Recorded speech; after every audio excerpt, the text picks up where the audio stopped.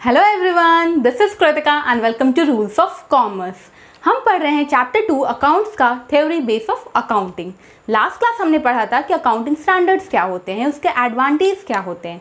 I hope आपने वो class देखा होगा। अगर आपने वो लेक्चर नहीं देखा है तो आप ऊपर दिए गए आई बटन पर क्लिक करके वो वीडियो जरूर देखिए। आज का हमारा टॉपिक है क्या? आज का हमारा टॉपिक है लिमिटेशंस ऑफ अकाउंटिंग स्टैंडर्ड्स। मैंने बहुत सारी बातें बता दी कि एडवांटेज क्या होता है अकाउंटिंग स्टैंडर्ड्स का। अब हमारा टॉपिक है कि लिमिटेशंस क्या होते हैं। तो हमारा फर्स्ट पॉइंट है रिस्ट्रिक्टेड स्कोप। अकाउंटिंग स्टैंडर्ड को हम बोलते हैं कि उसका स्कोप काफ़ी लिमिटेड है। ऐसा क्यों? क्योंकि it can not override the laws. Accounting standard को कानून के दायरे में रह के ही अपने स्टैंडर्ड्स को फ्रेम करना होता है और उस टाइम का जो बेस्ट पॉलिसीज़ होता है वो बनाना होता है। तो इस तरह से क्या होता है, उसका स्कोप काफ़ी लिमिटेड हो जाता है। तो ये था हमारा फर्स्ट लिमिटेशन। सेकंड आता है हमारा रिजिड। अकाउंटिंग स्टैंडर्ड काफ़ी रिजिड है, कि आपको भी पता है, क्योंकि हमारी सारी कंपनी को अकाउंटिंग स्टैंडर्ड फॉलो करने पड़ते हैं। फ्लेक्सिबिलिटी तो है ही नहीं, सबको एक ही फॉर्मेट, एक ही रूल्स, एक ही गाइडलाइंस बता दिया गया है और सबको वो फॉलो करना ही है। तो इस तरह से अकाउंटिंग स्टैंडर्ड काफ़ी रिजिड हो जाता है। आइए हम देख लेते हैं। रिजिड से हम बता रहे हैं कि it is rigidly followed and fails to extend flexibility in applying accounting standards.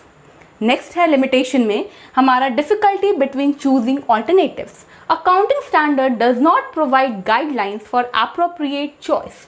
Accounting standard जो है वो चॉइस देता ही नहीं है, ऑल्टरनेटिव देता ही नहीं है कि हम ये नहीं करके वो कर सकते हैं। क्योंकि क्या है, एक प्रॉपर गाइडलाइंस है, प्रॉपर रूल्स है, हमें वही फॉलो करना है। तो ऑल्टरनेटिव्स तो है ही नहीं, चॉइसेस के बारे में उसने कुछ बताया ही नहीं है। तो ये था हमारा 3 limitation of accounting standard. Next topic है एप्लीकेबिलिटी ऑफ अकाउंटिंग स्टैंडर्ड्स। अब हमें ये देखना है कि अकाउंटिंग स्टैंडर्ड्स का कहाँ कहाँ एप्लीकेशन है। तो पहला है हमारा sole proprietorship unit.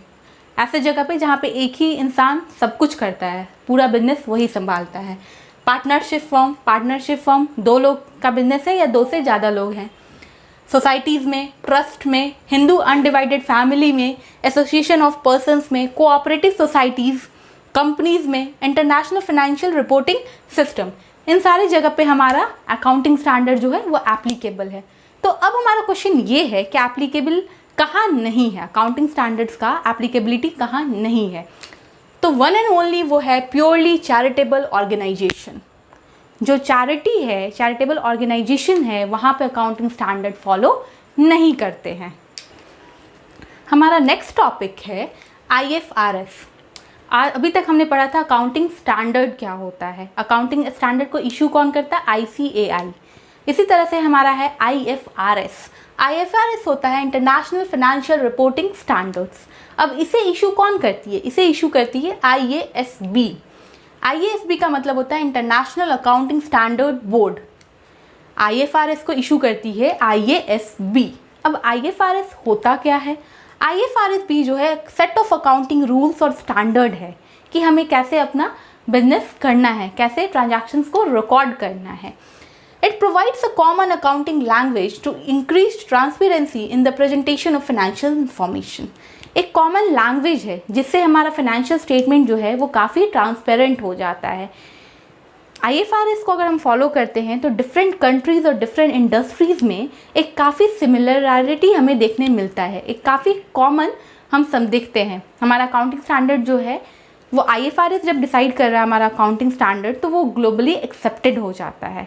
Next topic है हमारा नीड फॉर IFRS।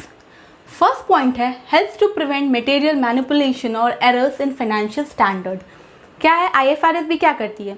हमें सब कुछ बता देती है, रूल्स गाइडलाइंस बता देती है कैसे हमें ट्रांजैक्शन रिकॉर्ड करना है, अपने फाइनेंशियल स्टेटमेंट को बनाना है। ये ग्लोबली एक्सेप्टेड भी हो गया।